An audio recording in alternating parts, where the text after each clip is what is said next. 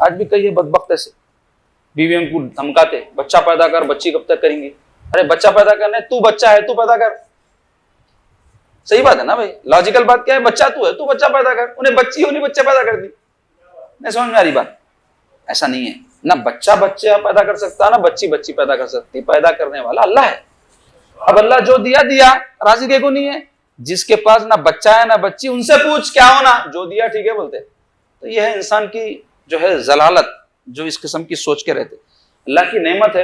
اور غور کرو، رسول اللہ صلی اللہ علیہ وسلم کی ساری جو ہے شہزادیاں تھی، شہزادے بھی ہوئے، بچپن میں وفات پا گئے. سرکار پاک صلی اللہ علیہ وسلم کی نسل پاک کس سے چلی؟ حضور کے صاحبزادے سے نہیں چلی، سیدہ کائنات فاطمہ الزہرا رضی اللہ تعالیٰ عنہ سے چلی. معمولی بات ہے یہ، حضور کی خصوصیات میں سے. تو بہرحال بچیوں پہ ناراض نہیں ہونا، اللہ کی نعمت ہے وہ بھی. اور دور حاضر میں تو ہم دیکھتے یہ بچوں سے زیادہ بچیاں ماں باپ سے چاہنے والی، فرما برداری کرنے والی، پڑھنے لکھنے والی سب ہے.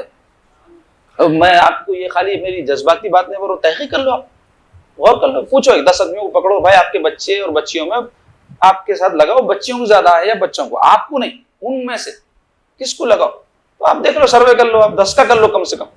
تو مختصر یہ کہ بعض لوگ جاہل رہتے، اور بہت بڑی جہالت ہے یہ. عرب میں تھے ایسے جاہل سرکار کے زمانے میں، جن پر اللہ تعالیٰ لعنتیں بھیجے ہیں، کہ جو بچیوں کو ناپسند کرتے تھے. بہت بڑی رحمت ہے اللہ کی. اولاد جو بھی دے اللہ، اس کی مرضی ہے. اگر آرزو ہے بچے کی تو کرو، آپ دعا بھی کرو بھائی، نہیں منع کر رہا ہوں میں، مگر بچیوں کو برا مت سمجھو، اور ان کی پیدائش کو برا مت سمجھو. اپنا رزق لے کے آتی ہیں، برکت لے کے آتی ہے گھروں میں. سرکار کا سلام آیا ان گھر والوں پر جن کے یہاں بچیاں ہوتی ہیں.